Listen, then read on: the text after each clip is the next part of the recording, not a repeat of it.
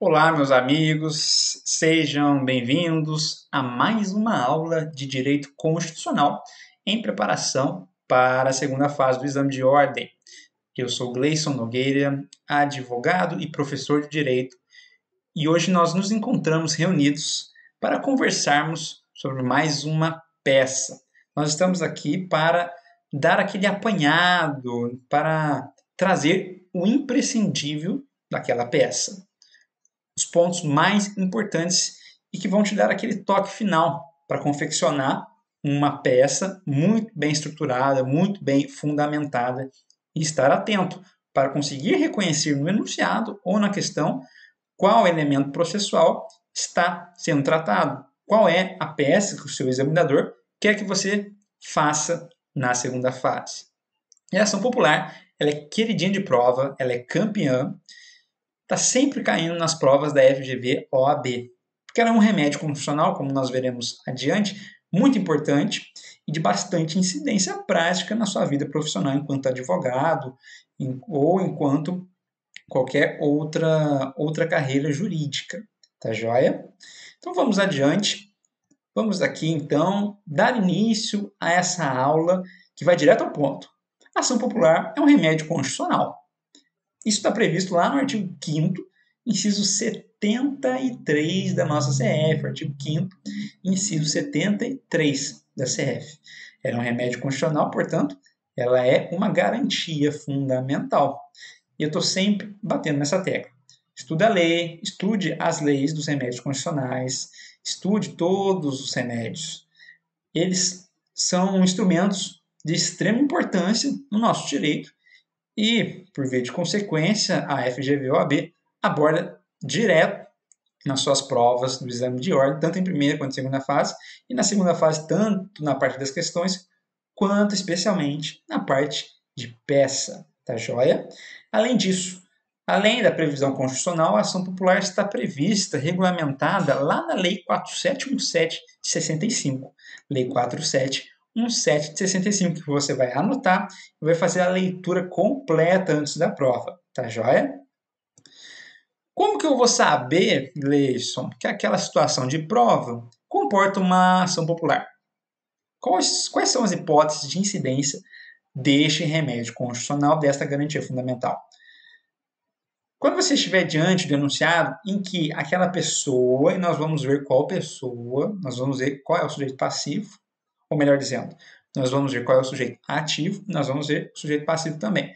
Mas quando você estiver diante de uma pessoa, que mais tarde nós vamos aqui abordar melhor, mas essa pessoa, de algum modo, busca anular ato lesivo. Veja só, aquela pessoa, sujeito ativo, busca anular ato lesivo. Ato lesivo a quem? Ou a quê? Ao patrimônio público ou ao patrimônio de entidade de que o Estado participe. Ato lesivo à moralidade administrativa, ato lesivo ao meio ambiente e ato lesivo ao patrimônio histórico e cultural.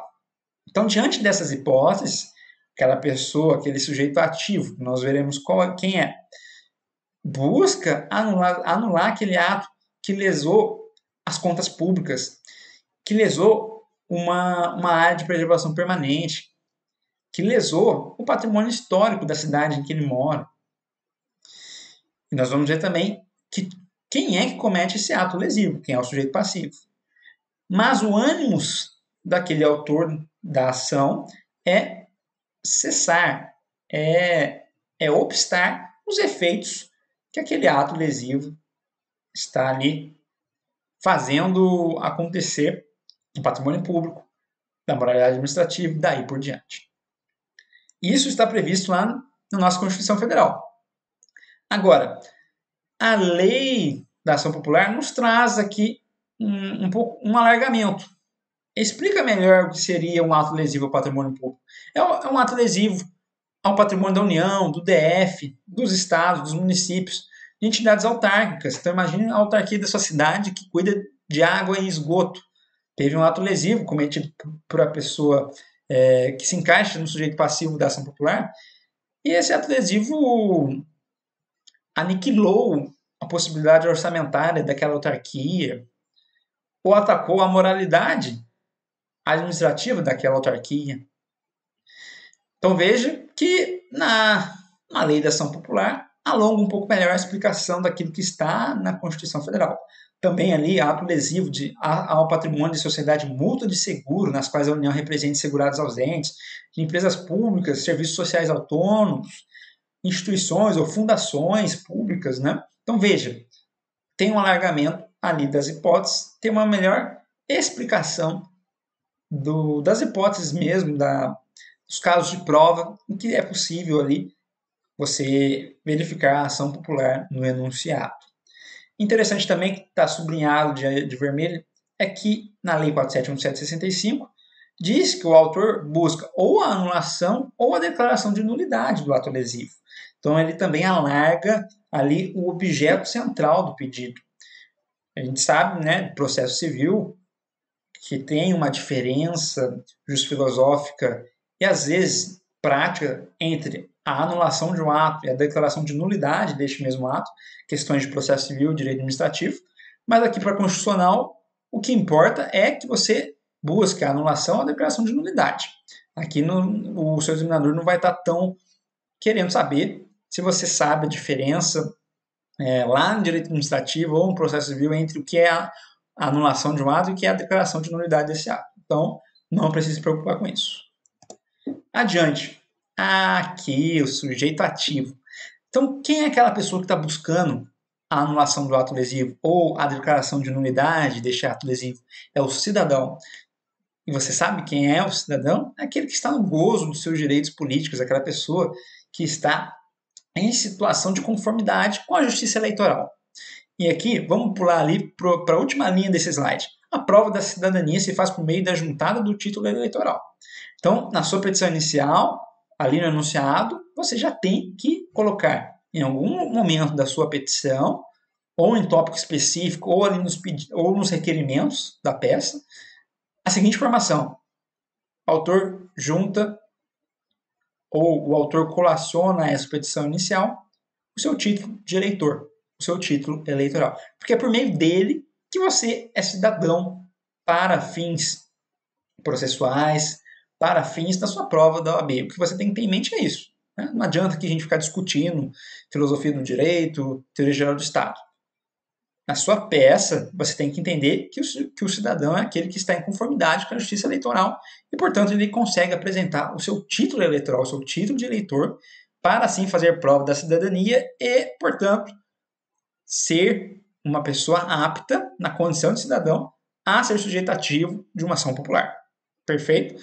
E tem uma aula bem bacana sobre isso também aqui no canal do professor Bruno, na qual eu mesmo, Gleison Nogueira, nós conversamos um pouco sobre a questão do cidadão, sobre a questão da cidadania e dos direitos políticos, tá joia? Para sua prova da OAB. Como eu vou identificar que a pessoa é cidadão? Se tiver escrito no enunciado que ela está no gozo dos direitos políticos, se, preste bem atenção, aquela pessoa for um político, exercer um cargo político, um vereador, um prefeito, um senador, um deputado estadual, o enunciado não vai te dar de bandeja. Fulano de tal, cidadão. É muito difícil isso acontecer. Vai colocar lá assim, fulano de tal, vereador. Aí você vai ficar olhando assim para sua prova. Vereador, mas é cidadão, não é? É claro que é, meu amigo. Se você pode votar e pode ser votado, é óbvio que você é cidadão. É óbvio que você está em conformidade com a justiça eleitoral. É óbvio que você tem um vínculo jurídico e político com o Estado brasileiro. Se por algum motivo você não pode votar, não pode ser votado, já esquece. Já não está com a cidadania apta. Já não está com um vínculo jurídico, político que une você ao Estado brasileiro 100% integralizado. Correto? Agora, se você é vereador, se você já está exercendo um cargo político, é uma consequência lógica de que você é cidadão e que você tem um título eleitoral. Então, preste bem atenção nas pegadinhas do enunciado. O sujeito ativo da ação popular é o cidadão e você tem que fazer prova da sua cidadania com a juntada do título eleitoral. Menciona isso na petição inicial, senão perde ponto. Quem é o sujeito passivo, Gleice, da ação popular? São as pessoas públicas ou privadas e as demais entidades de que trata ali a Lei 4717/65. São as autoridades, os funcionários ou administradores que houverem autorizado, aprovado, ratificado ou praticado o ato impugnado, ou que, por omissão, tiverem dado oportunidade à lesão. Então veja que a lei nos traz a hipótese de que aquela autoridade pública ou ela fez um ato ou ela deixou de fazer aquilo que deveria ter sido feito. Ela se omitiu e o ato lesivo tomou forma. Compreende? Também, importante demais colocar no sujeito passivo aqueles que se beneficiaram do ato. Mas, Gleice, como assim beneficiado do ato? Vamos lá, uma situação concreta. Empresa pública. Empresa pública tem ali um funcionário. Esse funcionário ele é chefiado por um superior hierárquico. E essa empresa pública trabalha, presta serviço ou recebe prestação de serviço de uma empresa particular. Essa empresa particular tem o seu administrador, tem o seu sócio. Perfeito? Imagine que o chefe de fulano, que trabalha, que é funcionário da empresa pública, esse chefe fala para esse fulano fazer algum negócio jurídico com uma empresa particular. E esse funcionário, ele sabe das intenções do seu chefe, ambos em conluio, buscando lesar, por exemplo, o patrimônio público daquela empresa pública, fazem um negócio jurídico irregular com a empresa privada. E prometem para o administrador daquela empresa privada certos benefícios em uma licitação, ou mesmo dinheiro vivo, dinheiro em espécie. Então, quem cometeu um ato lesivo aqui, nessa situação hipotética? Quem de fato foi lá e lesou o patrimônio público? Foi o administrador da empresa pública e o funcionário que estava junto com ele. Eles que cometeram o ato. Agora, imagine que essa empresa particular tenha recebido benefício em uma licitação. Essa empresa particular, o administrador, não teve um benefício? Não teve um benefício direto? Sim. Então, na hora de fazer a peça, você vai colocar quem no polo passivo? Todo mundo. Todo mundo que, de alguma forma, se relaciona com um ato lesivo. É claro que não vai colocar todo mundo se a pessoa não tiver a ver, né? A pessoa passou em frente na hora que estava todo mundo assinando o contrato. Isso não tem nada a ver com a história, né? Mas todo mundo que eu digo que ou realizou o ato com uma atitude positiva ou o ato aconteceu por uma omissão. E também aquelas pessoas que beneficiaram, que não cometeram um ato diretamente, mas que diretamente se beneficiou. Então você vai colocar todo mundo no polo passivo. Tá joia? Liminar. É possível liminar? No último vídeo, mandado de injunção, nós vimos que o STF entende que para o mandado de injunção não tem liminar. Mas nós estamos falando de ação popular. A ação popular tem liminar, Gleice? Tem expressa previsão legal, artigo 5º, parágrafo 4º da Lei 4717/65. Anote, artigo 5º, parágrafo 4º, Lei 4717/65. Agora, nos tópicos dos pedidos, quais são as especificidades da ação popular? Você vai pedir a anulação ou a declaração de nulidade do ato lesivo. Você vai pedir a condenação dos responsáveis pelo ato lesivo e seus beneficiários ao pagamento de perdas e danos. Você vai pedir também a intimação do Ministério Público que ele acompanha a ação. Então vamos lá? Os pedidos são os mesmos ali do processo civil. Então você tem que pedir a procedência da ação, só que você vai fazer assim, a procedência da ação para anular-se o ato lesivo ou para declarar-se nulo o ato lesivo. É esse o seu pedido de procedência. Tá joia? Você vai pedir a procedência da ação para que se anule o ato ou para que se declare nulo aquele ato. Além disso, procedente também para condenar os responsáveis pelo ato lesivo e os seus beneficiários ao pagamento de perdas e danos. Então, houve desvio de verba pública, ou houve um dano a uma área de preservação permanente e tem que ser reflorestada aquela área de preservação permanente. O rio que passa nessa área de preservação permanente tem que ser tratado por aquele ato que lesou o meio ambiente. Então, quem foi responsável pelo ato, ou quem se omitiu e permitiu a realização do ato, e todos aqueles que se beneficiaram diretamente dele, serão condenados, você tem que pedir que sejam condenados ao pagamento, ao ressarcimento, pagamento de perdas e danos. Tem que estar lá em um tópico específico dos pedidos. E você vai pedir a intimação do Ministério Público para que acompanhe o feito. Dica para você entender a ação popular.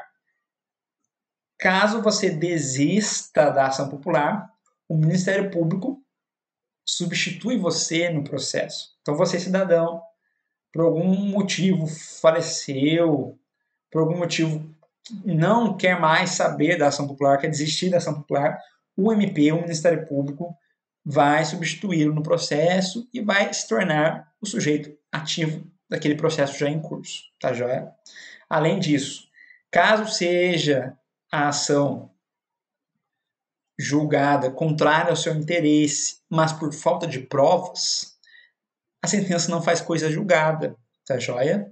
Só faz coisa julgada se o juiz olha essa sentença e fala assim: os réus não são responsáveis, ou não houve lesão, por isso julgo improcedente. Aí sim faz coisa julgada. Agora, se o juiz fala na sua sentença que não houve conjunto probatório suficiente para imputar os fatos aos réus ou para se averiguar o ato lesivo, essa sentença não faz coisa julgada. Tá bem? É uma especificidade da ação popular. Para a gente finalizar, eu sempre bato nessa tecla. Gleison, está muito parecido com a ação civil pública. Sim, está parecido. Para você identificar se é ação popular ou ação civil pública, qual é a dica do professor Gleison? O sujeito ativo. Ação popular. Quem é o sujeito ativo? Cidadão. Se não falar de cidadão, se não falar de pessoa que está ali em conformidade com a justiça eleitoral, que está no gozo dos direitos políticos, se fala de uma entidade, se fala do próprio Ministério Público como autor da ação, autor primário da ação, aí vai ser ação civil pública. Se é cidadão, só pode ser ação popular, não pode ser ação civil pública. Mas lembre-se, pegadinha do enunciado. Ciclano, cidadão, membro do Ministério Público, tal, ou ciclano, cidadão, diretor de uma entidade sem fins lucrativos, de proteção ao patrimônio público, de proteção ao meio ambiente, aí sim, ação civil pública, mas não porque é o cidadão, pessoa física, que está propondo a ação, mas aquela entidade, aquela associação, é o Ministério Público, perfeito? Fique esperto, porque tem pegadinha no enunciado, tá joia? Se for um cidadão, pessoa física, enquanto pessoa física querer propor uma ação para buscar anulação de ato lesivo ao patrimônio público, ao meio ambiente, aí é ação popular. Agora, se ele é diretor de uma entidade, de uma associação, coisa do tipo, que você vai ver lá no sujeito ativo da ação civil pública, aí sim, ele, enquanto diretor daquela associação, na verdade, não vai ser ele que vai propor a ação, mas vai ser a própria associação. Perfeito?